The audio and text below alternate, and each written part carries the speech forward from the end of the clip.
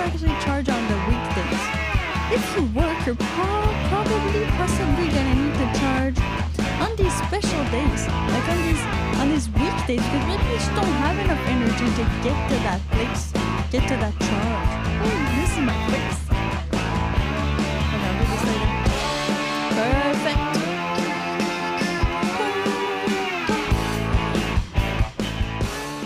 Hey, I'm Piper, and welcome to While You Wait, the podcast that is available on YouTube, but always recorded live, in front of a live audience. Yeah, thank you for being here, people. A live audience on the internet. Don't worry, that's why you're there. That's why there's the live comment section. Ooh. After which, well, the podcast is recorded live. You can find it on our playlist that is also called While You Wait to Charge Your Electric Vehicle. If you don't yet own an electric vehicle, do not worry. We are very inclusive on here. Very mega inclusive. Now, let's get this party started. Oh yeah! Why buy a used EV? This is the subject of today's episode. Because some of you might already know that I do own a used electric vehicle. Oh, but Piper, you did not buy yours new? No, I didn't. For many various reasons. And here's why you should probably not buy a new electric vehicle. Now, some of you might be thinking like, it makes sense. You know, the people who actually buy EVs usually are a bit more environmentally conscious. Those type of people. But that's not completely true. Some of the people that do purchase EVs are actually early adopters or people that like technology and technological advancements. Yes, they can go hand in hand. You can be a vegan and buy an EV, but you can also just love technology and buy an EV. It's all same but different. In the end, you purchase an EV. Woo-hoo-hoo-hoo. Let's spark some discussions right here, right now. We have Will Garcia. Hello, Will. Thank you for being a Patreon. Always very much appreciated. We have Hack of All Trades who says hello to everybody. Ooh. Now, do you charge your electric vehicles on the weekends or on the weekdays? This is just a little poll I started to see. Well, who does what? Because, most people of the normal gas car community, well, they actually wash their cars on the weekends. You know, if you go to the car wash on a Monday and it's not a special day, a special holiday, usually nothing will happen. Like, there's going to be no lineup. You're going to be fine to go in super fast. Because most people work from Monday to Friday, 9 to 5. But all the other people, well, they get all this free time, all of this space to do all of the electric vehicle things and normal vehicle things. But most vehicle owners, and that's not to say electric vehicles, they're gonna do maintenance and wash their cars on the weekends. I know when I had a home, like an actual if you're like, Piper, why are you doing these sounds? Because I'm drawing a home right now. When I had a home with a lawn and a hose, well, I used to wash my Chevy Volt. Yeah. Well, in the driveway, you know, you do that when it's kind of summertime. You don't do that at minus 20, but you do that. It usually happens on the weekends, on Sunday. You mow your lawn, you wash your car. These are things that happen. Now, you don't necessarily take your car and go fill it up on the weekends. I've never done that when I used to own a gasoline car. But EVs are a bit different, you know? They're a different beast.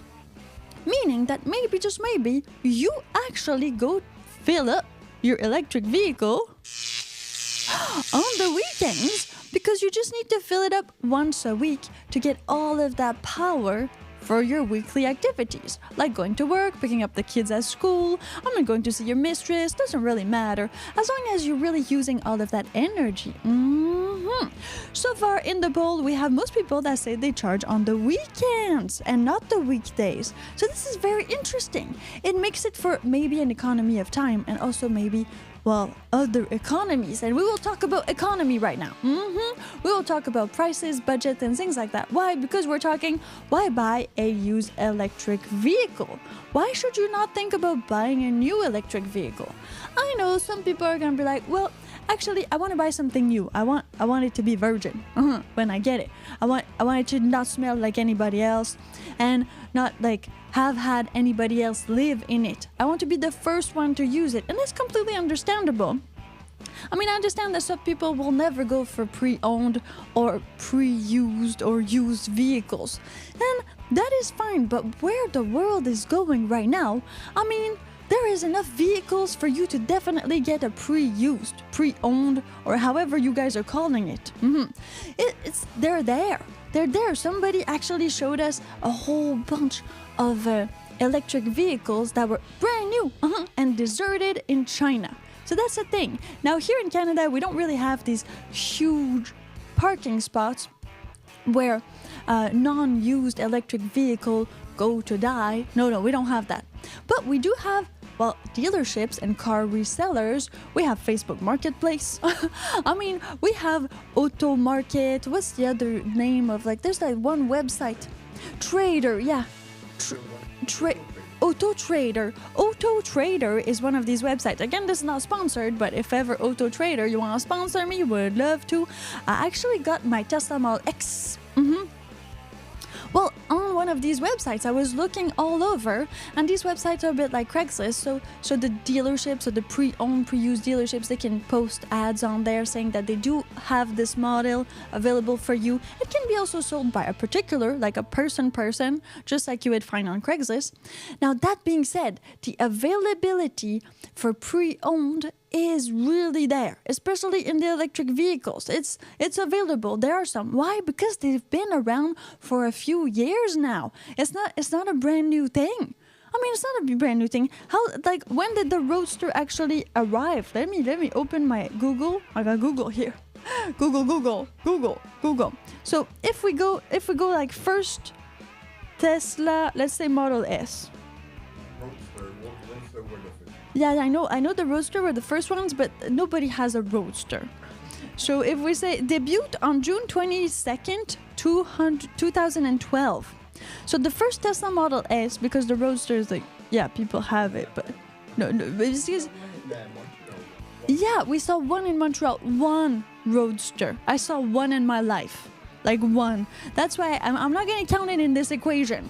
But that being said, it means that the Tesla Model S, the very first model, was born on June 22nd, 2012, and we are in 2024, meaning that's been 12 years if I count correctly. Wow, my brain is working. Great. Now, that means that, well, you have pre-owned, pre-used vehicles dating back 12 years. 12 years. This is a good amount of used vehicle that are in circulation and ready to be adopted. Yeah, they just need another home. They need a second life. So why not buy a used EV? I'm Piper, and you're listening to While You Wait, the podcast that you listen to while you wait for your electric vehicle to charge. Why? Because electric vehicles tend to take a little bit of time to charge, especially to reach full charge. Not saying that you always need to fill up your electric vehicle or your battery, but if ever you feel like doing so, this podcast lasts about an hour and a half. So you've got time, people, you've got time. Make sure that you share this video with everybody in the live comment section. There is a share button. Just click it. Boom. You can share it on Facebook, Twitter, which is now X, and Reddit. And send it via email or text message. Thank you very much. Yes? 2012 Tesla Model S, 26. Ooh, okay, so we have numbers, people. We have numbers. Are you ready for this? So a 2012 Tesla Model S, like... 2015. A 2015? A 2015, how much? $26,900 Canadian. So that is for a Tesla Model X. What's the range on this baby? Must be like 300K? Don't say it on the news. Okay, no problem. That means that since the electric vehicles have been around, we're talking Tesla, but there's other ones. You could also go for an hybrid, like a Prius or something like that. But there are many other electric vehicles. Wouldn't necessarily go for a Fisker. No problem there, Fisker. But the thing is, they're there, they're available. They have been around for long enough so that there is people that have decided to upgrade, to change, Well, we're gonna say mostly upgrade due to battery. So why should you buy an used EV? If you do own a used EV, please do drop a comment. If you own an actual electric vehicle and you are looking for maybe an upgrade, well, tell me why you want to get rid of your actual right now EV to get another one. What is really the upgrade incentive? Would it be more like the range, more because it has new features like really full self-drive and it can really drive more now? So why would you want to get rid of your old EV and get another one? Yeah, drop a comment right here, right now. This is so much fun. The thing is, before we had electric vehicles, well, there was only gas vehicles. So of course, the pre-owned market was only gas vehicles. Now you have this choice in used and not used. There is a significant difference in price, of course, when you go with a pre-owned than a new car. And that is like that for gas vehicles and for EVs. Both are same but different. Meaning that you must have heard that from every teacher you had in high school. As soon as you roll a new car out of the parking lot, it automatically depreciates a lot. Meaning you just roll it off of the parking lot at the dealership and bam, you've lost so much money. I mean, a car is not an investment. Unless you're like really doing those like old vintage cars and you're maintaining them and all that. But mostly you're gonna use it until it's not good anymore. And you're not gonna make money off of it. You're really gonna use it. So no investment there.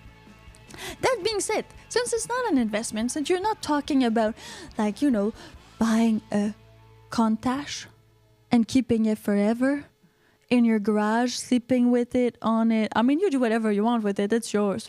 But then you resell it later for a small fortune. Well, we're not talking about that. We're talking about you using this vehicle to its full extent and potential. We're talking about your kids spilling slushies on there. We're talking about losing some money in the cracks of the seats. That is the kind of vehicle we're talking about. Depreciation. Once you buy a pre-owned vehicle, well, it's already depreciated. The depreciation values is already there. It's not like you pay $40,000 and then as soon as you roll off of the parking lot, it's gonna be worth $20,000. It's really not like that. I mean, it's probably gonna be a bit more similar. So if you were to turn around the next morning because you arrive with this in your driveway and your wife is like, I don't want this, then you need to resell it. Well, it's going to be pretty much the same price. And maybe if you clean it thoroughly enough and you change the windshield washer or something, you're going to be able to actually sell it for a little bit more. But that is if you turn it around in like one day. So that is a different story. I hope that does not happen to you. This is going to be such a medley. Depreciation is not really a thing with pre-owned or used vehicles. You pay for what you get. That's it. There's not that much money losing. The money losing comes from different types of issues, like the fact that it's an older vehicle. We'll get into that very, very soon. Now, the upfront cost also you need to consider. Upfront cost. If you are looking to get a bit more luxury in your life, you know, you're thinking that, oh, I would love to have something that self-drives. I would love to have CarPlay. I would love to have heated seats. Maybe even AC seats. Yeah, some seats, they can actually cool your booty, not just heat it up. Maybe you're looking to have a raised suspension. Maybe you want some of these features, but to purchase these features on a newer model would cost you like more than twice that price. Well, looking at an older model will get you some of that fanciness, some of these upgrades for a lot less money. I know, you're still buying pre-owned, but still, you're getting all of that luxury for a cheaper amount. Now, don't go anywhere because I got more to tell you. I'm Piper, and this is While You Wait, the podcast that you listen to while you wait to charge your electric vehicle. We have Rob, 8618, who just dropped in. Hello, Rob. Happy to see you here. Now, the thing is, once you have this luxury upgrades, once you decide, okay, Piper, definitely want the Tesla Model X with the Falcon doors, but I don't have $200,000. But maybe, just maybe, I have like $50,000 to buy myself a Tesla Model X with Falcon doors. That's the doors that open like this, not like this. If you can't see this because you are in podcast version, do not Don't worry. Just go watch Silicon Valley. You'll get it. All of this luxury you can get for cheaper. Yes, for a lot cheaper. And let's not forget that when you're buying an electric vehicle are usually more advanced technologically than gasoline vehicles. That's part of the perks of having an EV. An EV is software. It's more software than hardware. And now, of course, a lot of newer vehicles, even gas vehicles, are going that direction. But that being said, an older EV can have sometimes, if you look carefully, better software and better features and luxury features than a gas vehicle. So you want to consider that when purchasing your pre-owned electric vehicle. And I know this because I purchased a pre-owned electric vehicle. I'm the proud owner of a Tesla 2016 Model X. That's like the SUV. But not the Model Y. The Model X has a door that opens and it forms sort of a Y, but an X. If you don't know what I'm talking about, do not worry. You can always Google it. Super easy. Hello, Michael Looters. Yeah, just watch the videos of a falcon. Yeah, just a falcon. It's called falcon doors, just like the bird. It's a bird. It's a plane. No, it's me. Because I'm fly. Luxury is something great with pre-owned. So me having my Tesla Model X, well, it means that I have a luxury vehicle or a more luxurious vehicle for the price of a not that luxurious one. Now, I paid mine $71,000, and if I were to buy a brand new Tesla Model X with more features, of course, more advanceability and things like that, I would look at it between $125,000 and $180,000 approximately. And that's, I think, is like without taxes and stuff like that. You get it? So that is a big difference in price. But that doesn't mean that I'm sacrificing some of those amazing features that I wanted from a car. And that's what you need to think about. Okay, somebody used it before. I mean, but maybe you want a girlfriend that has a little bit of experience, you know? Maybe that's better. Maybe you don't want it to be like, oh, virgin and stuff. So that vehicle has already been on the road. It's already used. You're not scared of scratching it because, well, it's already a bit scratched. You're not scared of like putting like push in it or eating in it because it already has been eaten in. And well, there are a few marks here and there, and it doesn't matter. You don't feel like, oh my god, I'm gonna break it. Sometimes purchasing a pre-owned is actually less stressful because you're not stressed about keeping it as nice as usual. And for about $1,000, you can always vinyl wrap it if you don't like the color, or if you feel that you want to just give it a good buffer job. For all the money you're gonna be saving from buying a newer one, you can actually just bring it to a garage and have it tipped up. We want someone to rap the Model X. Yeah, you listen to this? You're a rapper? Ah, yeah, that's true. Oh, that's nice. You're listening to this, you're a rapper, drop me a line. We're talking about vinyl wrapping because we need somebody to wrap our Tesla Model X. Why? Because it's kind of a grayish blue, which I don't mind. It's not that much about the color. It's more about a rebrand for the channel. Since we have this amazing podcast while you wait, and a sandwich board on which we have the QR code for our channel. It's also on my phone screen. We need to wrap it so that, hey, why isn't it charging? It doesn't matter. So cool. Okay, so I'll fix this later. We're on live. We're on air. Okay, Piper, concentrate. Focus. The thing is, if you know somebody who wraps cars, it can be in the US or in Canada because I can make the trip there. The whole point of this channel is to actually, make road trip, review Tesla superchargers and other superchargers and do anything and everything related to an EV.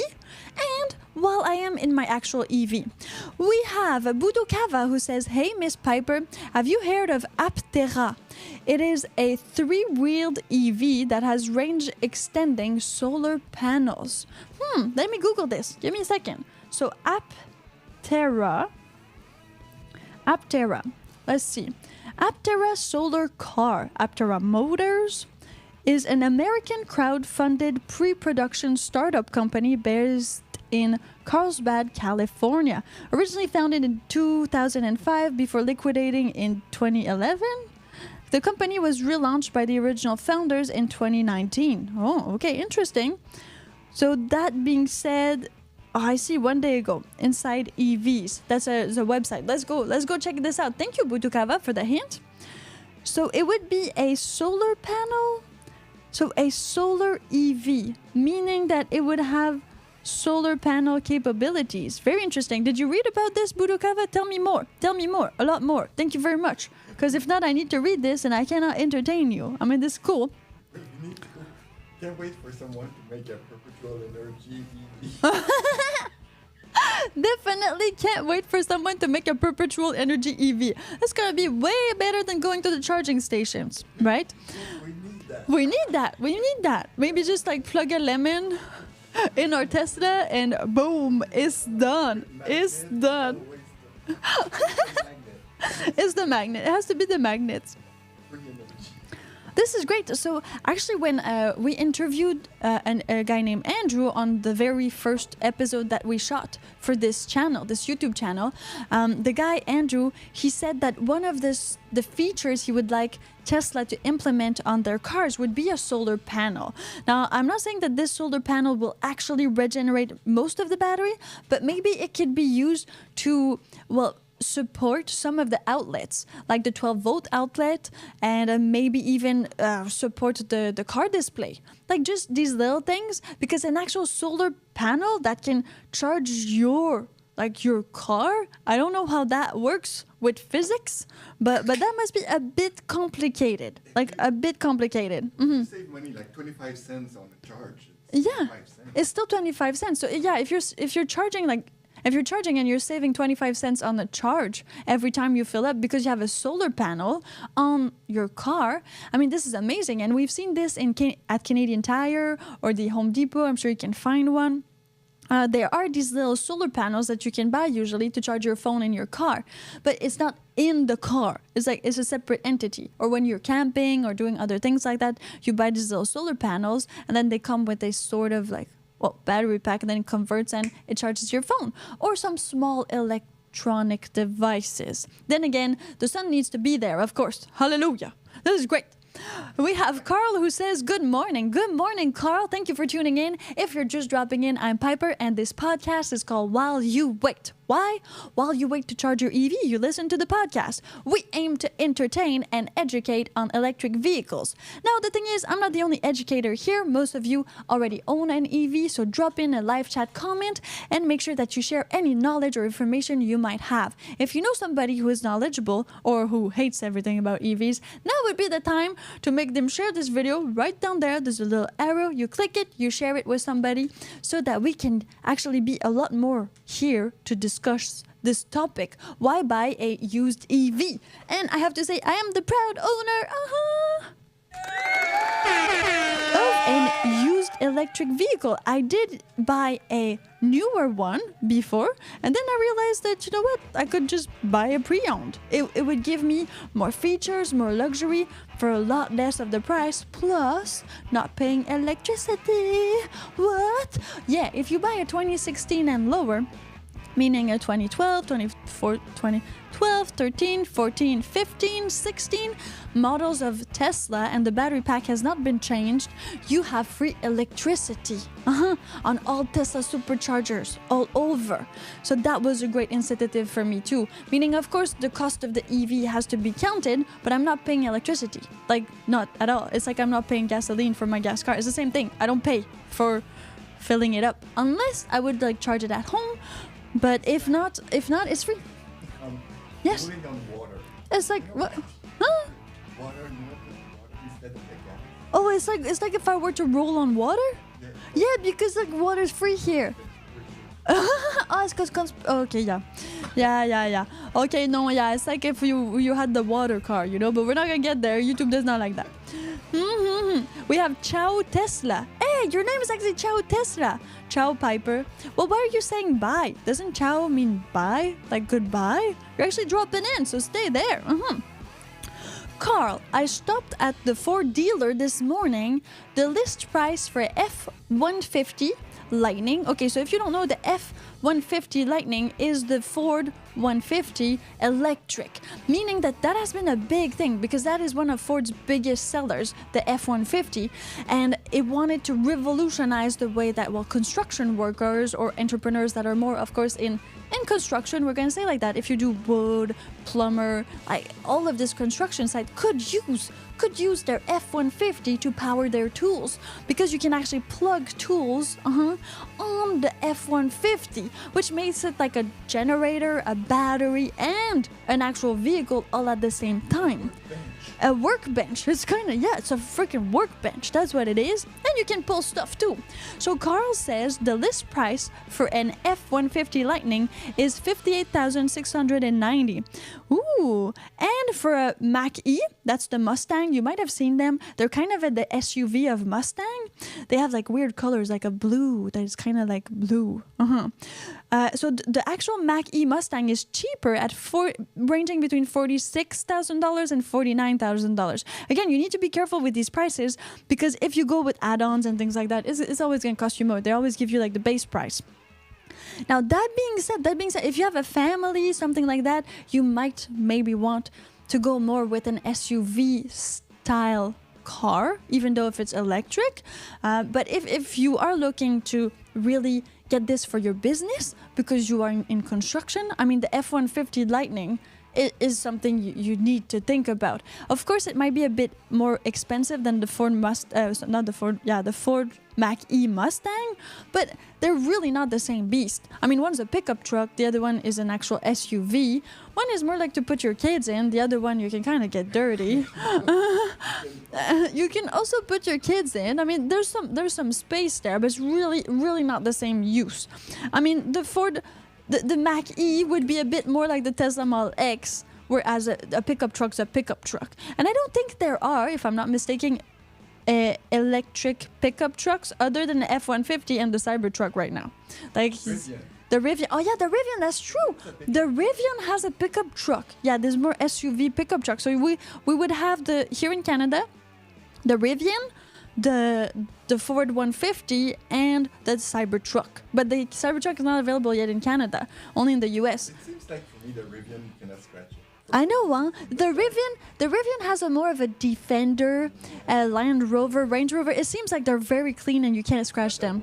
I agree. I agree. Do you feel like that, people? The EVs? You guys are called EVs. That's your little nickname as a fan of the channel. Do you feel like the actual Rivian... Jabber's got a Rivian. Jabber Wolf, I love my Rivian R1S. Okay, let's Google this. What does it look like? Rivian R1S.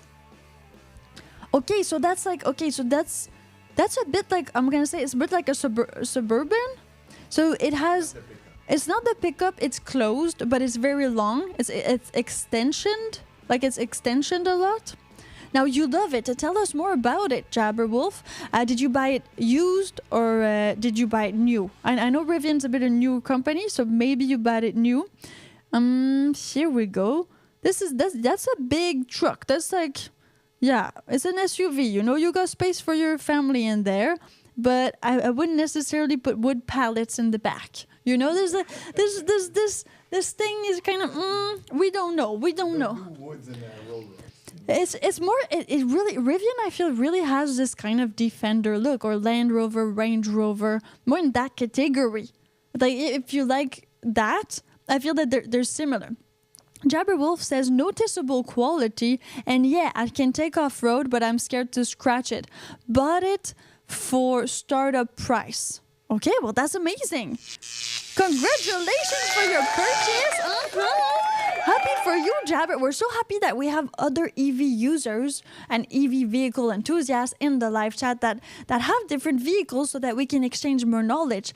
As I own the Tesla Model X 2016. It's a bit of an older model. And again, Tesla is just a completely different company. Rivian also is great because it does only EV. So it's not one of these like gas mixed with EV companies. And then, well, if you have an EV, please do drop a live comment right here, right now. We would love to get this community started. Nice design. It's a nice design. It's true.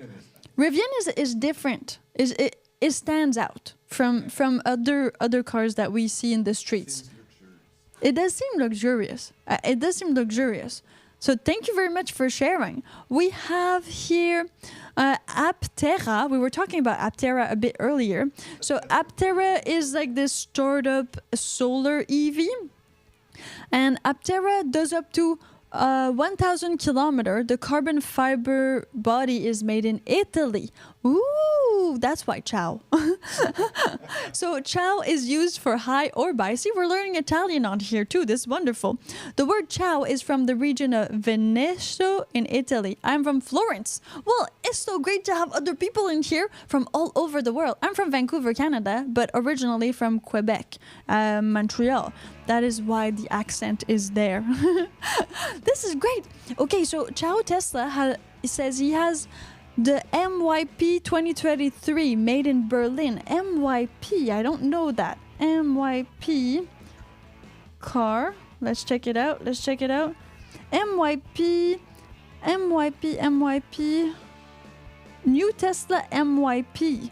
Oh, it's the Model Y. It's a Model... Is it the Model Y? It's with carbon fiber interior, so it's like a special Model Y. Oh, is it the Plaid one? I thought the Plaid... Ooh, it's the Model Y Performance. Yeah, did you get the Plaid? Because I know they released the Plaid for like a few years ago. Marcus Brownlee did like a review on that, and I was like, whoa, what's happening? Are they going all Scottish? Like, because it really has Plaid on the screen. This is like an actual Plaid. I have no idea why they choose that. Tesla Model Y Performance 2023 Tesla Model 3 built in Fremont from Tiger 311. This is cool because, so Tesla has two manufacturers, and actually, if you go on your Tesla app, if you have a Tesla, if you don't have a Tesla, don't worry about it. I really need to go plug it. It diminishes 52 kilometers now. And you go on earn. So there's a little thing on the Tesla app that makes you earn points. So where it is, it's right here. So it refer and earn. So you plug it there. And then it says that you can have a factory tour if you earn 10,000 credits. So 10,000 points. If people use your referral link and all that, you can go in a factory tour. And there's two factories, one in Fremont and one in Austin. So Austin, I'm guessing Austin, Texas. And Fremont, well, he did say, no, we don't know what that is. No idea. Factory tour date. California. Exactly. Fremont, California. So this is so cool.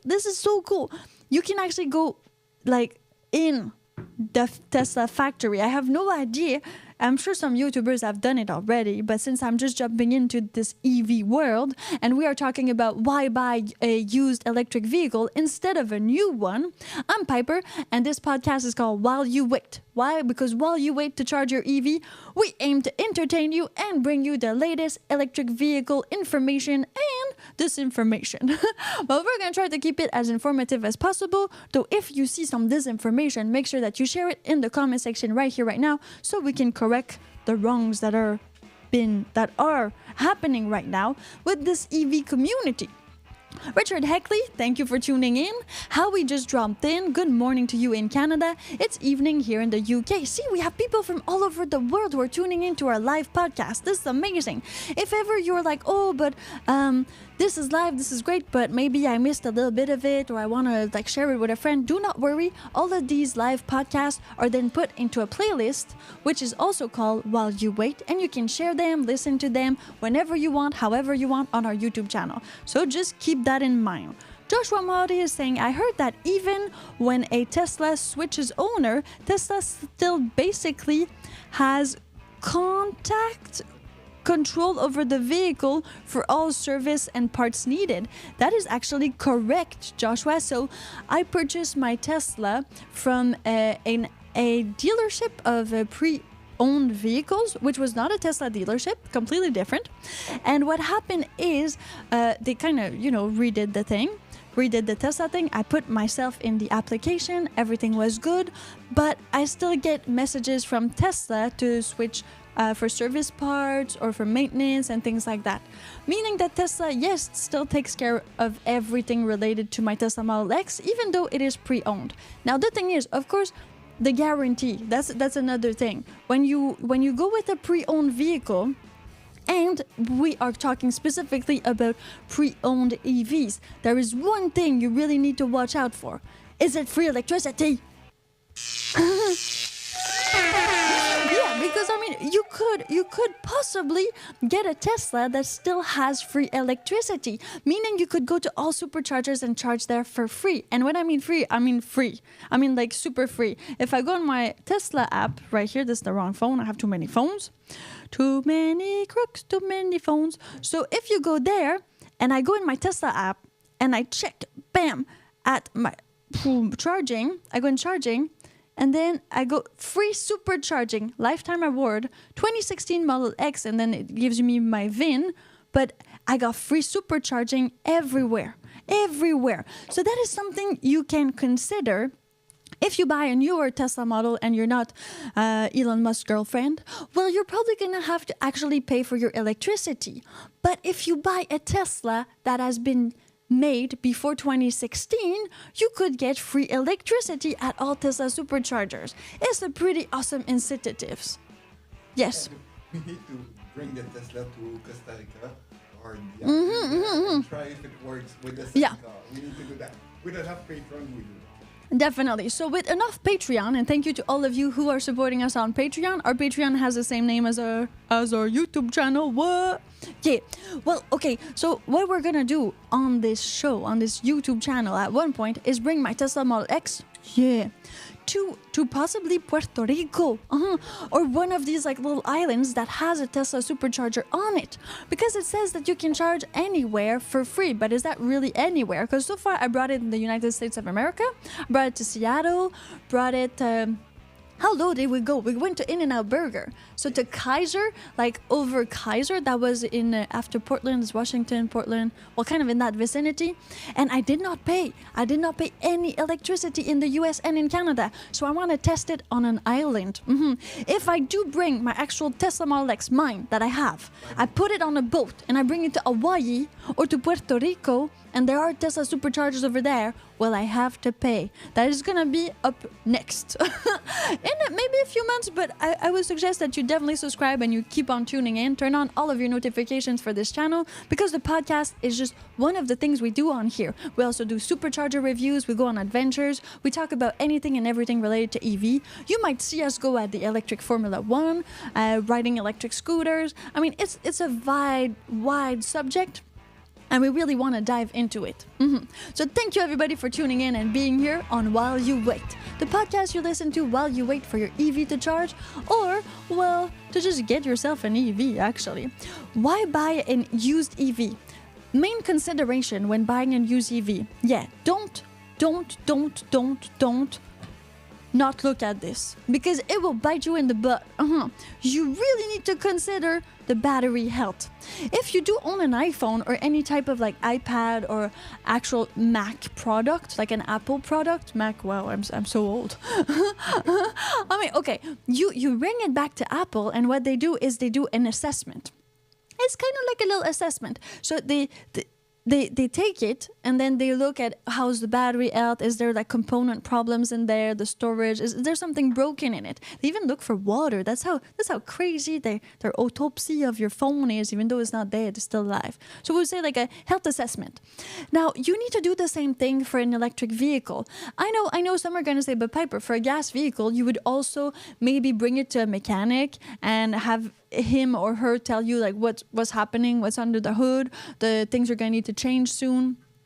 So same thing but different. But with an electric vehicle, as soon as you decide if you want a Tesla pre-owned that has still free charging all over Canada and the United States, well, after that, you need to consider the battery health. So when are you going to need to change that battery? Because that is going to be your biggest cost. Like, if not, electric vehicles don't cost much in any like maintenance repair, it's not much because there's no motor. There's just the battery. But this battery is going to cost you a lot to replace. So you really need to know how the battery is. So it's kind of a health assessment of the battery. How's the degradation of the battery? And, well, how much mileage the car has. Of course, like a gas vehicle. Insurance, battery insurance. Battery insurance. That leads us to battery insurance. Thank you, aka Fumbler, for tuning in. Bonjour, Piper. I'm recharging my Piper internal battery now. That works. That super works. As long as you're recharging something, should be fine. And as long as you're plugged in. I mean, if your fridge is plugged in, you are welcome to listen to this podcast. Dave Frank, hey Dave, thank you for tuning in as well. Thank you to all of you who are here, right now. Make sure that you share this video/podcast. There is a share arrow right underneath the video. Click it. It will allow you to share it on Facebook right away, or on Reddit, or on X. You can also send it to a friend via text messages, SMS, or good old-fashioned email. Yes, because where would we be if email was never invented? I have no idea, people. I have no idea. That being said, once you've done the battery assessment, like for my Tesla Model X, 2016, the mileage was a little bit under 80,000 kilometers when I purchased it. And they say that they will kind of guarantee the battery. So Tesla says that if you don't touch the battery and all that stuff, you know how guarantees work. If you don't touch the battery or anything like that, they will replace the battery if it breaks before 150 kilometers. That's for my Tesla Model X 2016. It might be different for you, so check your papers. Or 8 years. So that is something that you need to consider when purchasing an electric vehicle. You need to really be upfront about this battery. Now, once you know all the data, once you know that the battery has 80,000 kilometers on it, and that you are maybe 6 years in that 8-year range, and that the battery is still alive and is still good, well, you need to possibly maybe purchase a battery insurance. And that is a new thing that, well, insurance are doing, like insurances and insurance company are doing. They are finding these new insurance claims and possibilities for electric vehicles, because electric vehicles are so new, approximately between 12 years old. Even when I went and I signed off the paper for the insurer, the guy at the insurance desk, he was like putting check marks on things that were not really related to EV, but it was kind of like a new clause. It was like new, and I bought it like a year and a half ago. So you need to really go over that with your insurer to make sure that this battery is covered. Of course, it's going to cost you more. It cost me like $3,000 more to get that premium insurance, so that it would switch the battery to a lot lesser cost. Now, keep in mind that not all batteries cost the same, depending on, of course, your vehicle. I think the Tesla Model X's battery, so Tesla Model X battery replacement cost in Canada. I'm going to do Canada because I'm in Canada. We are counting between $15,000 and $30,000 Canadian. So you need to understand that is a big amount. That's the price of another car, if we're being honest. Now, when you go EV, that is definitely going to be the biggest cost in the lifelong duration of your car. But that doesn't mean that you want or have to buy an electric vehicle, a used electric vehicle that is close to that. You could buy older, you could buy less mileage. I mean, just be aware of that. Or you could buy something that the battery is really close to dying and risk it. Because some people really like to risk it. Some people like to gamble. So you could definitely gamble that. You could buy an electric vehicle that the battery is close, soon off of guarantee. Take this insurance, or not, depending how much you like to gamble. And then, bam, roll it until it breaks. It will break. Come on, people. You can't just be like, oh, my battery's going to last forever. It will not. I mean, we sometimes forget like our batteries and things and the remote control and stuff like that. We're like, wow, this lasted like forever. You might not be watching as much TV as you used to. I mean, maybe this is just that. Patrick M., thank you for tuning in, says Tesla batteries regularly last 500,000 kilometers. So that is a lot more than the average warranty. Here it is telling me, but that's from Lexus, so I don't know if we can trust that. I mean, let me check here. Cost to replace Tesla battery. Now, yeah, it's pretty much that. It's pretty much that.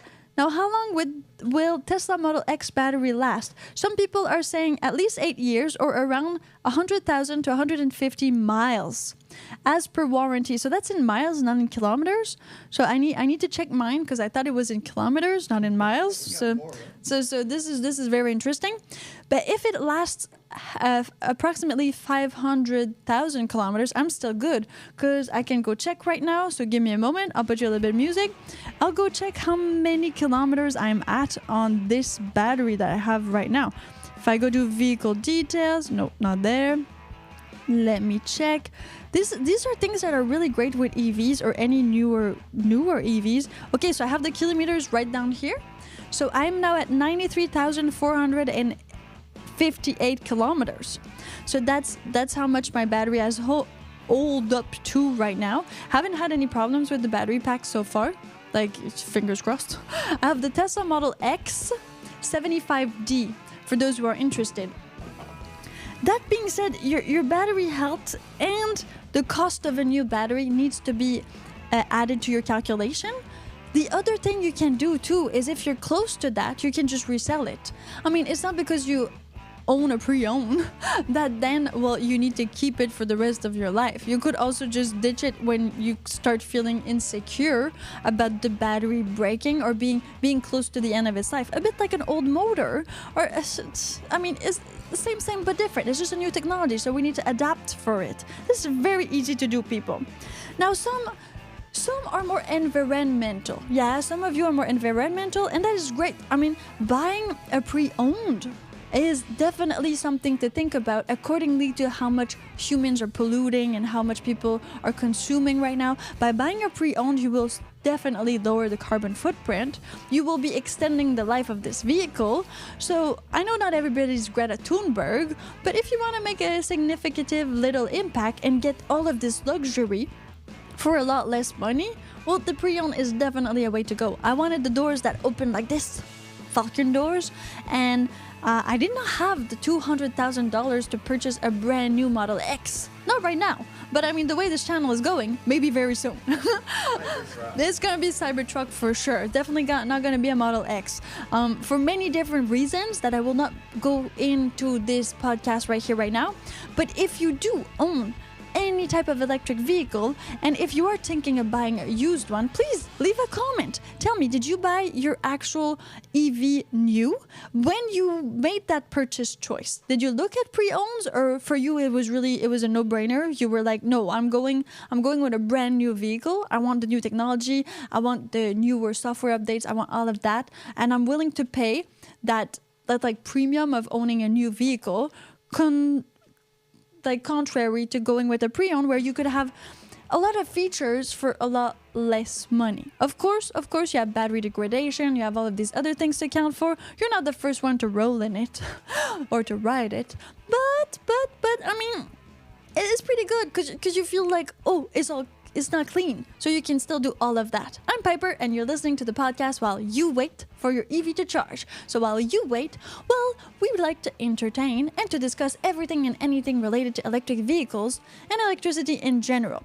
Patrick M says in US, you can get a Model X for $79,900 USD right now and get the $7,500 tax credit. If you take the Model X, yes, the lower model, because that's the thing with Tesla. They look the same, but they're not the same under the hood or under the trunk. Well, the battery is kind of in the middle, people. There's nothing in the front trunk of a Tesla. If you don't know this, it's like some cars. 79 US is like. Yeah, $79,000 US. If you add 30%, which is the difference between Canadian dollar and US dollar, that's approximately again $110,000 Canadian for the lowest model of the Tesla Model X. Piper, what are your thoughts on the ultra white seats in the Model Y. This is so funny. It's crazy. So there was this one guy. We did a YouTube short on the channel. It's there. You can go check it out. And he commented, "I hate your interior color," because it's kind of like a beige.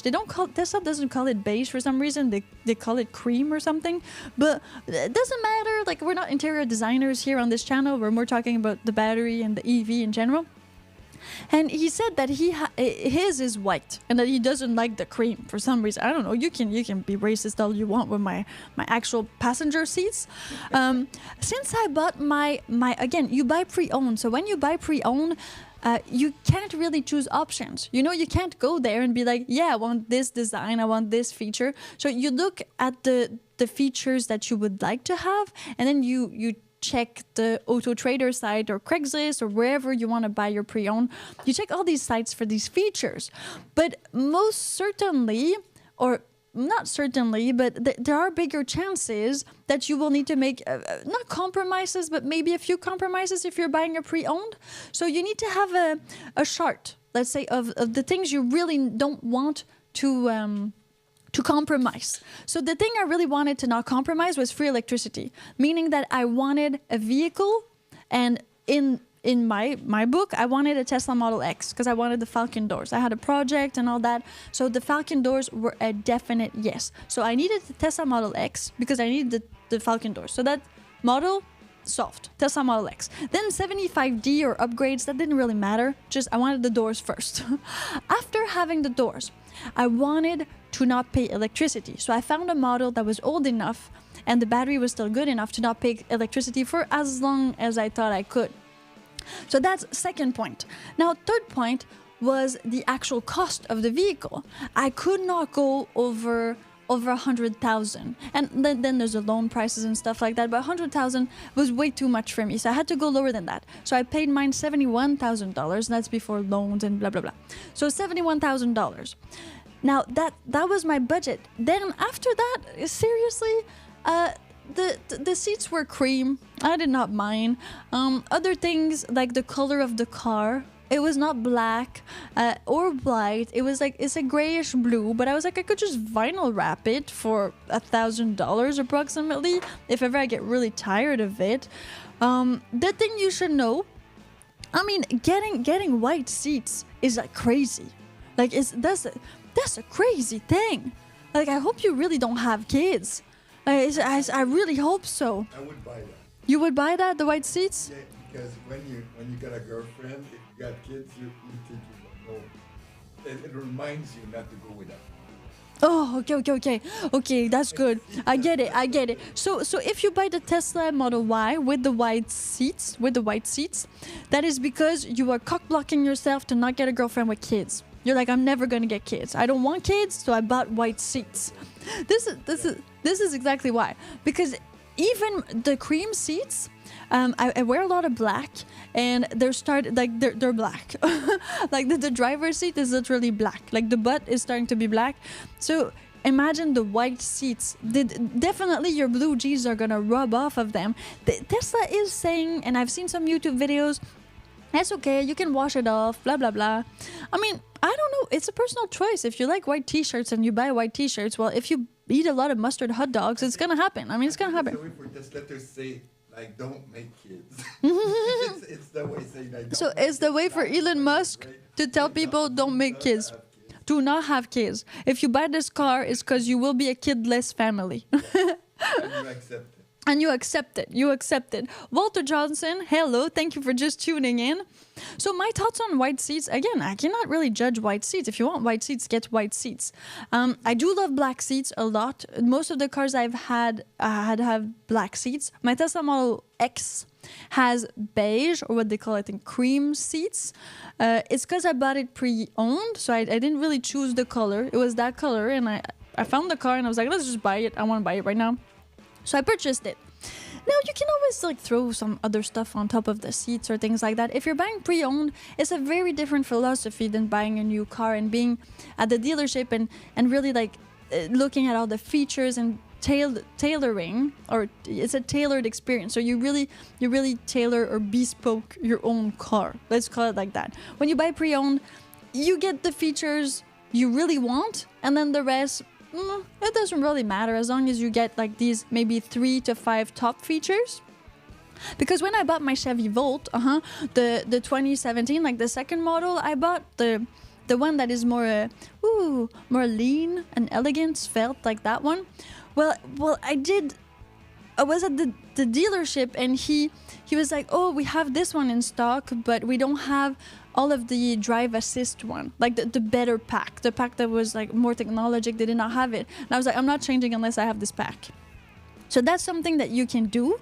When you're buying a new one, you can really like request this or have it made for you, just like Teslas are usually made kind of per measure. You put your specs in, and then you put a base amount, and when it's ready, they come and get you, and you pay the rest. Pretty much it's that easy. So that's a thing. That's a very big thing. So white seats, to end this discussion on white seats, do whatever you want with the white seats. Do whatever you want. I'm not a white seat person, but at the same time, it's a bit like when Apple did the back of their phones, and like the back of the iPod, so that you could scratch it. I feel like a white seat, you would really like own it, because you will dirty it. There's no way around that. It's not possible. It's not possible. Do you like the Cybertruck? Thank you, Dave Frank, for this question. I actually love the Cybertruck. I haven't test drive it yet. I know they have one in Vancouver. I'm not sure if I can actually test drive it. I think it's just a kind of a demo. So I will be looking into this for this channel. It will happen. Yeah, call us Tesla, and tell us if, as Canadians, we can test drive somewhere the Cybertruck in Canada, because we will go there to test drive it. It is very Cybertruck. It is very E80s and Prism, like all of that. There's definitely a thing. But again, what I really like about the Cybertruck is that it's really out of the box. There's no other vehicle like that on the road, like none.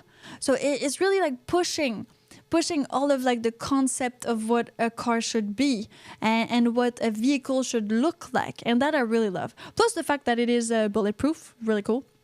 It still has the biohazard kit in it, making it so that you can breathe nice air wherever you are on the planet, and whatever climate change problems are happening on the planet at that time. It is a pickup truck, meaning that you do have a pickup box. If you are wanting to do things like motorcycle or 4x4 or things like that, well, that allows you to do it, which is great. If you are carrying big things that get dirty and you don't want to use your Model X, let's say, that's the Cybertruck's really good for that. I've never really owned a pickup truck, so that would be a first for me. But definitely on the list. I like the SUV because you have a lot of space, and that I really love. And I feel like with the Cybertruck, I could definitely, if I wanted to, maybe put something in the back so that it stays out of the rain if I need to. But for the apocalypse, yeah, just like put a tent there or something like that. It's just like most doomsday prepper. It's gonna be fine. And it is very spacious. I feel that it looks like the Tesla Model X is already like super mega spacious because of the panoramic windshield that goes up to the roof. So it's called like a panoramic roof with the Falcon doors. So when you drive this, you feel so open, and like it's really open. When after that they landed me the courtesy Model S, I felt so claustrophobic in that car. Just because like the actual like roof was right where my cap was. And so it felt very claustrophobic. The Tesla Model X is definitely like more of a premium vehicle, but if you get it pre-owned, again, you are like paying the same price as you would for something else, but you're paying cheaper for a luxury vehicle, a premium vehicle. That's why I chose this. And I have to say, the drive of the Tesla Model X, according to just like we're not even talking about the smoothness, about the EV and all that stuff, just the panoramic roof and windshield makes the experience so much better. Like just so much better. Yeah, I use my coupon code. And I know I'm a woman and all that, but you can see more. You can really see a lot more. It's more pleasant to drive. Even like in the back seats where the Falcon doors are, you also have access two windows there, so you can see like the clouds or things like that. It makes it very, very comfortable and very like beautiful to go on scenic routes, because you really have all of this like panoramic view within that. I know they tried to do it with other cars, like that weird cube car. but I mean it's the same thing but different, same thing but different. We have Walter Johnson who says you can buy a used EV, save money for it. Exactly. That's exactly what we're talking about. So thank you for tuning in. I'm Piper. This is the podcast While You Wait. While you wait to charge your EV or to get your very first electric vehicles, we are here to entertain you and we'll have great discussions and share information and knowledge about EVs. Make sure you subscribe right now and share this video/podcast with anybody that you think might benefit from EV, from driving, from the culture, from the subculture. You know somebody who has an EV, or you know somebody who wants to only buy muscle cars? It's time to share this link. There's an arrow right underneath this video. You click it and then you share it. Super easy. Here we have Dave Frank who says, if you test drive the Cybertruck, use your points of view glasses. Oh, okay, yeah. That's a great idea, Dave. Dave, seriously, you've been like super helpful these past days. I mean, all of your like questions and everything you're saying are really good. I'm gonna note this down. Okay, so I do own. Sorry, that was me actually writing on the microphone. So I have point of view glasses. I have the Meta Ray-Bans. I don't know if you know this. I'm a technologic person. That is why we are talking about EVs on this channel. So the Meta Ray-Bans allow you to film. So they're sunglasses just like any other Ray-Ban. They have the Ray-Ban look, not the aviator Ray-Ban, more like the Ray-Ban. You know, the young Harvard student who is very rich. That one. And you click on it and it films for 1 minute only. But still, it films in a POV. It grabs the sound and it's like stereo surround sound. It's really amazing. So I will definitely do a point of view and a full in and out. There is also how we suggested that we do a full in and out tour of the Tesla Model X, the one that we're driving everywhere and using for all of our reviews, road trips, and all that. So don't worry, Awi, this is still in the making. It's gonna happen. It's kind of like having a visit my crib or AD Architectural Digest tour, but of the Tesla Model X. Because like this is really what we are filming most days. And well, when we do videos, this podcast is recorded usually in studio or when we're on the road, of course, because it's starting to be kind of a bit of a daily thing, the podcast. So if I do test drive the Cybertruck, it's not if I do, it's when I do, because I will do it. It is going to happen most certainly. Point of view is something that you would like. Perfect. And I think that by doing this tour of the Tesla Model X, you'll really be able, with the point of view glasses, to see this panoramic windshield. And that is something that, seriously, if you don't have money, go test drive one. Because you don't need money to test drive. Just go test drive one.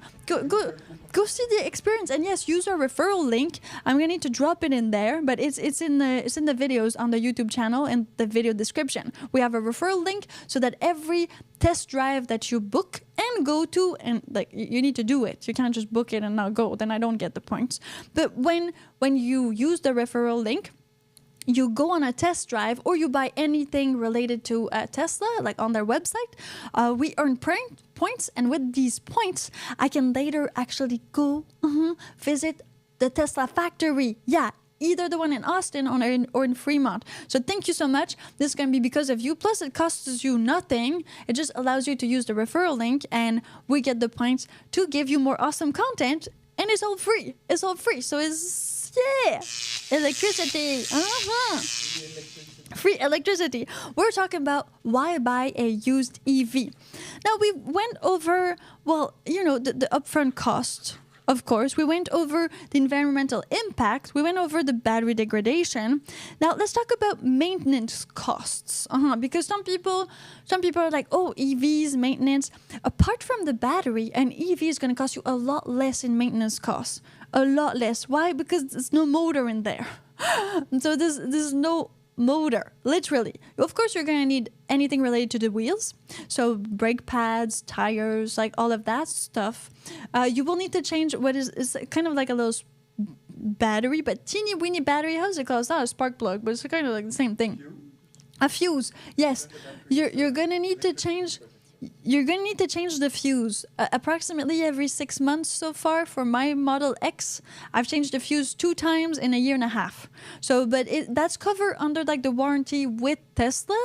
Now, any other thing that is related to repairs, much like if the radio breaks, there's not really a radio, it's a dashboard. But if one of your speaker breaks, if the little electric output breaks, if you break a door or something like that, of course, those are costs that with any vehicle you will need to pay out of pocket, depending on how much your insurance is or insurance claim. Yeah, so I did have a problem with leaking Freon in my Tesla Model X recently, which cost me close to $1,400.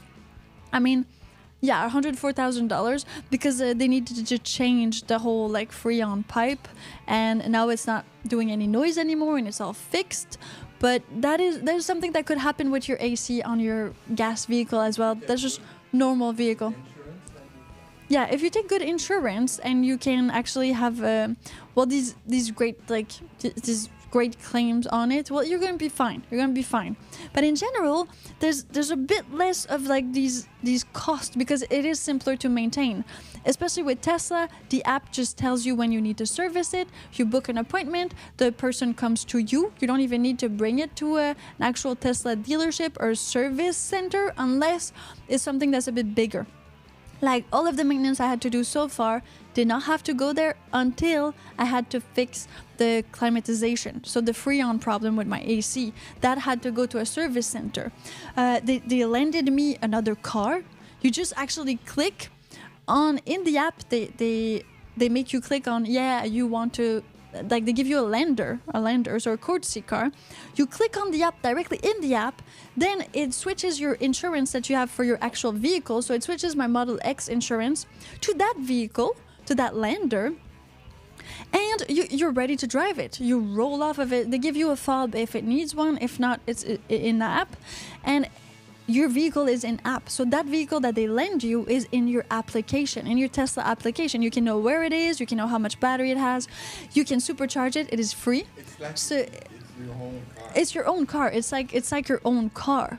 You don't need to refill it to bring it back. They don't care. They're not like you need to refill it to bring it back. It's a good selling point. Yeah. So you didn't have to refill it to bring it back. You could have brought it back fully depleted. They're just gonna plug it, like in the wall. They have a plug, so they don't need to go to the actual gas station to fill it up. Of course, if you're a big dealership and maybe you have a gas station at your dealership, then it would be the same thing. You wouldn't need to fill it back up. But anyway, people will make you pay for the gas. Yeah, people would make you pay for the gas, but not for the electricity. So electricity was free, and you did not need to have it charged back. Well, for me, because of this channel... Bring it back at the same battery. Yeah, bring it back at the same battery level. That makes no sense. That makes like no sense. It's so dumb. But like, why would you do that? I still went and charged it because I did a supercharger review with it because I had never driven the Model S, a newer Model S. So that was very interesting. I mean, some things were different. So you can find that review on the YouTube channel. Just go check for it in the video tab. That's a long format video. I did a review and went to Bass Pro Shop. So saw some camping gear, some salmons. I mean, it was really cool. It was a great adventure. So that is nice. Carl asks, I wonder if any EVs are available to lease instead of buying. Oh, that's good. I have no idea, actually. I know, yeah, so most gasoline vehicles you can lease. That means that, well, you go to the dealership and, well, you take a lease on them. You decide how many kilometers you're going to use approximately. You take an insurance, all that. And then, well, at the end of this kind of leasing contract, you bring it back. If it's clean enough and if blah, blah, blah, if you didn't go over the amount of kilometers you were allowed to, you won't pay any, like, premium or anything, not premium, but you won't pay more. If you did go over, you're gonna pay. I don't know how to tell you this. You're gonna pay. Your carpet's gonna be bad. You're gonna pay. Patrick M says there are lots of great deals on leasing EVs. Oh, thank you. That's where? Tell us, Patrick, because you have a Rivian, right? So Patrick, are you? No. That's Jabber Wolf who has the Rivian. Okay, so Patrick, tell us tell us, where did you find these deals and which EV is it? Because Tesla doesn't really do that. I think Tesla, you can only like buy and play. Oh, you got a Model X? Oh, Patrick, you got same model as me. What's up? Yes, okay. So many people in the live comment section just like dropped their model this day, so I'm a bit confused. But don't worry, Patrick, I'll make sure that I remember for next time. Patrick, Model X. Yeah. Patrick's. Yeah, Patrick's, super easy. Patrick's M, Model X. Well, Patrick M has the Model X. Okay, so what type of leasing? I've actually never seen that, but I've never looked for it. So I bought mine pre-owned because I guess I wanted to buy it. I wanted to do some modifications on it. That's also another thing. So leasing it would not have worked for the project I had at the time of purchase. Now my plans have completely changed, how they usually do. So meaning that that's a bit different. If you want to own it because you want to change things in it and mess it up, then don't lease it. Like, don't take a lease, take an actual, like, buy it, go for a loan, purchase it as much as you can. But if not, I mean, this is a good deal because you would get a new vehicle for a lesser amount than purchasing it. Then you need to give it back, but it's a whole different thing. So why buy used EVs? That's what we're talking about. But we went a little bit to the leasing that we didn't talk about before. So that would give you a newer vehicle for a less of a price. Let's say like that, less of a price. The thing you need to consider when purchasing a used EV are technological advancements. We talked about this a little bit in another podcast of While You Wait, the podcast where we entertain you and we bring you amazing information on EVs while you wait to charge your actual electric vehicle or while you're waiting at the gas station to get your EV. I mean, it all works out in the end. Now, technological advances, some people have said that they actually chose to buy an EV, not just for climate change, not for the environment, not because they were maybe like conscious about the environment and all that stuff, but more because of the technological advancements of electric vehicles and what they offered in the past, what they will offer in the future. Meaning that electric vehicles have updates. Yes, they update. And of course, the later the model, like my Model X 2016, still has update to fix bugs and things like that. But of course, there are some upgrades that I cannot have because it is software, hardware mixed together. But if you do buy an EV, like even if it's used, you still have access to these software updates, meaning that your actual vehicle is not like staying the same. It's updating. It's updating every single time to become more efficient. So it's not like buying something that stays in concrete and it's going to always stay like that and then start deteriorating as much as if you would have bought something that does not update.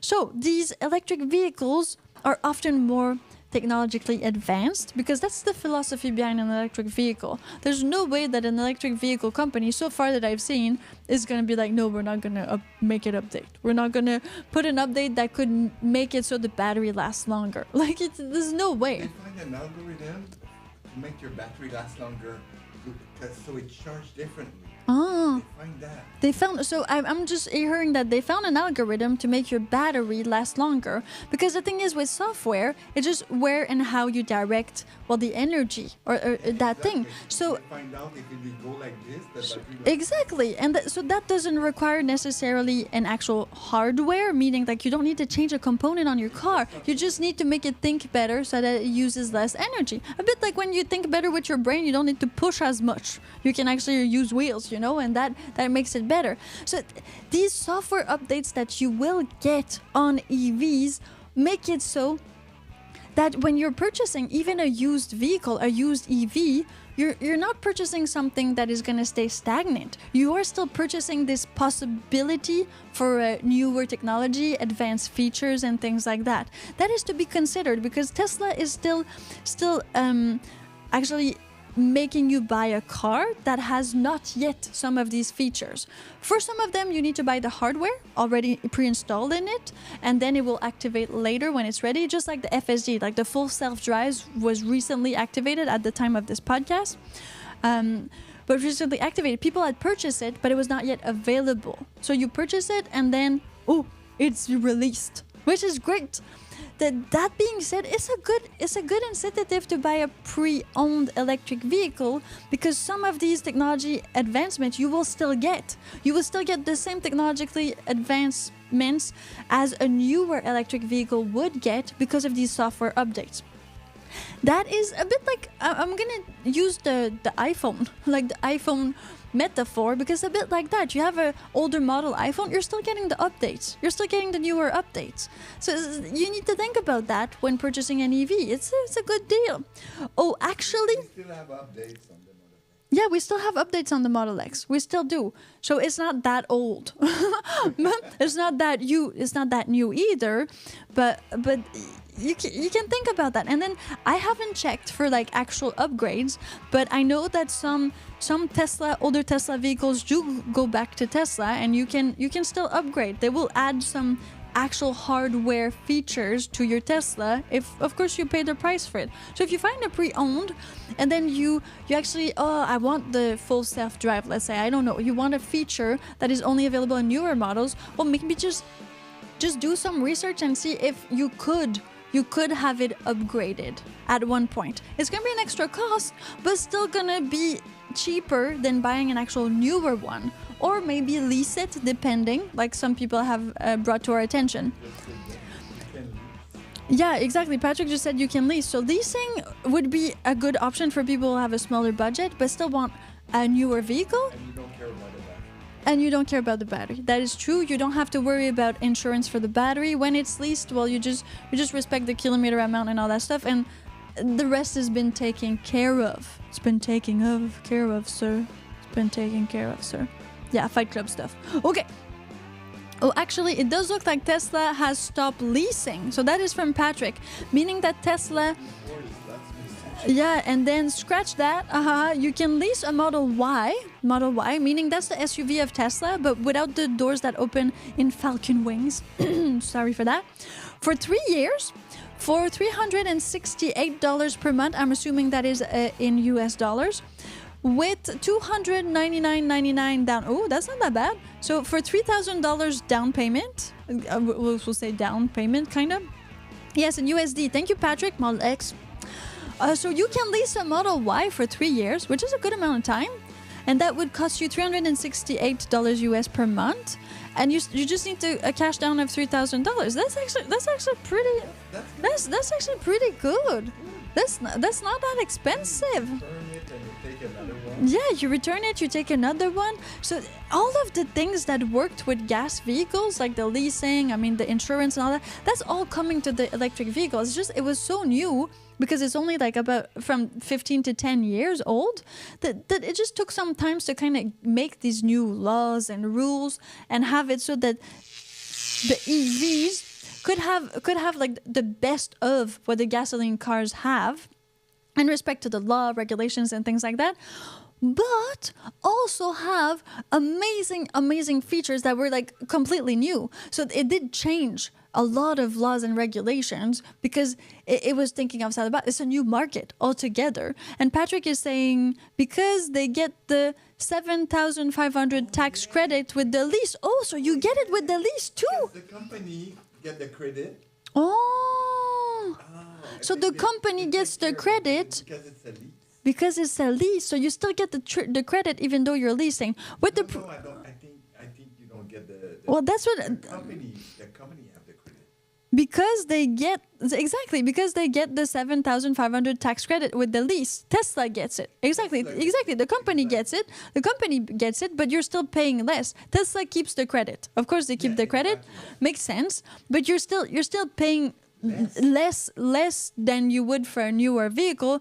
Plus, it's not everybody that has a great credit. It's not everybody that has a cash down that you need to buy a new vehicle. You need to understand that if you're buying a vehicle that costs $100,000, you're gonna need to put at least like $15,000, and I don't know where you're at, but usually it's like a good 20%, maybe 20,000 would be better. It's not a house, but it would diminish a lot your actual loan payments and the interest on the loan and all of that, meaning that leasing could be a better option for people with, well, less liquidity in their bank account, but also just a less trouble, ease of mind. Because so far, if I'm taking like my Tesla Model X, which I paid $71,000 for, if we're going like really like numerical and all that, it's costing me a lot more by month, like a lot more. Of course, I will own it, but it's still like I'm paying like four times that per month, and that's without the insurance and all that, of course. But still, that's a good like you know, in French we say pensez-y bien. In English you could say think about it. It's a good think about it. Like really like scratch your head and think about it.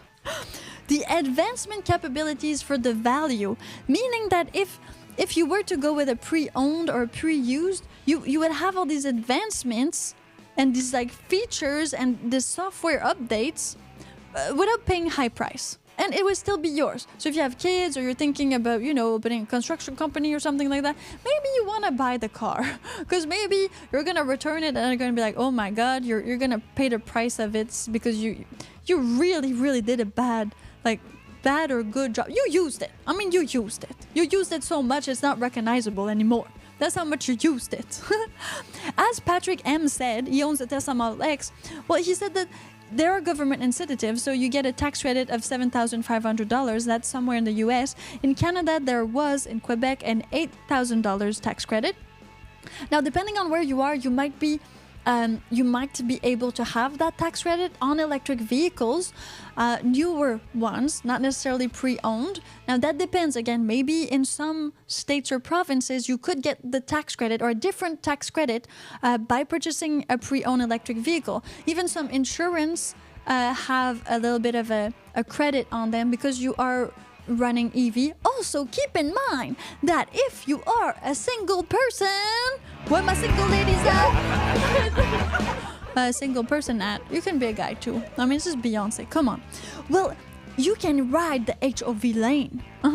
So to make it so that electric vehicles will have a little bit more incentive, a lot of cities and a lot of highways have made it so that the HOV lane is accessible to electric vehicles, even if you are just one passenger. Even if you are just one passenger. Because usually the HOV lane, you have to be 2 or more passengers. In some states, 3 passengers to have access to that HOV lane. But when you have an electric vehicle, like here in British Columbia, my Model X has a little OK sticker on it.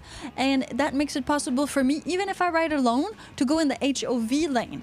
Hybrids have it too, so that's also a pretty good incentive. Sometimes for some tolls in Quebec, because you had an electric vehicle, you did not need to pay these tolls.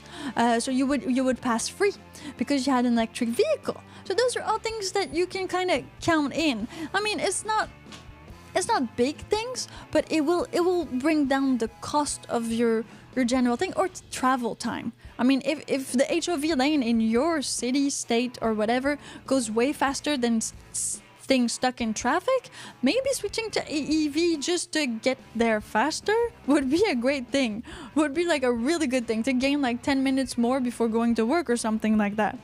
Now, the government incentives and subsides, I don't know what that word is, but it seems like it's a word. You need to check that. And they're changing every single year, depending on the province, the state, depending on the EV regulations. So make sure you check before buying and make sure you know which year they are according to, because even in Quebec it was $8,000, but then it switched. Here they are switching it. At some places they have retracted it. Now you can buy maybe the adapter and charger is going to be free, but you don't have the tax credit. So those are all little things that you can just call or look up your actual electricity or government platform, and they will tell you all of that. Very, very easy. For those of you who are thinking about purchasing a used EV, the biggest thing, of course, we need to talk about a negative here. The biggest thing about purchasing a used EV is that the range will be smaller. Will be smaller than a new one. It will be. Like, it will be because they're upgrading the range all the time of electric vehicles. They're making the battery perform better. So they're giving you a lot more mileage or kilometers, depending, on these newer models. Now, that being said, doesn't mean that you won't be able to get to where you're going, because keep in mind that there are more electric vehicles on the road now in Canada and in the United States of America. I'm talking for here because I'm from Vancouver, BC. So there are a lot more. So there are more charging stations popping up everywhere. And even Tesla is opening more superchargers. That being said, if you buy a used EV that has less range, just like my Model X 2016, it only has 330 kilometer range, and that is on a full charge. So that is not that much compared to the newer models that can have up to 400 miles. So that's like 600. But we need to pee. But let's just keep it at the fact that you might have less range, but there are more superchargers out there. So you can stop at nearer places. So you don't need that much range because yes, you need to pee. You're going to need to stretch your legs. You're going to need to eat. You're going to need to do all these things anyways, meaning that you don't need to have maybe 400 miles range. You don't need to. You can just go to another supercharger, and there are more superchargers out there. So you will not be stuck between two cities without any battery. Just like you won't be stuck between two cities without gasoline, because there is more and more and more electric charging stations out there. So don't worry about that. Just think about it in the way that, well, it's not such a bad thing to have less charging power. So far, I need to pee every 2 hours. I'm a woman and I like to drink water to stay hydrated. So every 2 hours I need to go pee, and that's pretty much what it takes to deplete the battery of my Tesla Model X. 2 hours and a half, depending how fast I'm driving, I'm on the highway, I mean, is there snow, things like that, how really I'm using the car. So every 2 hours you stop, sometimes 3, but I mean, I need to pee before 3. This is for sure. I know I'm a woman, but if you have kids, if you have a female friend, they're going to need to pee after 2 hours. They will. If they drink water, it's going to happen, people. It's going to happen.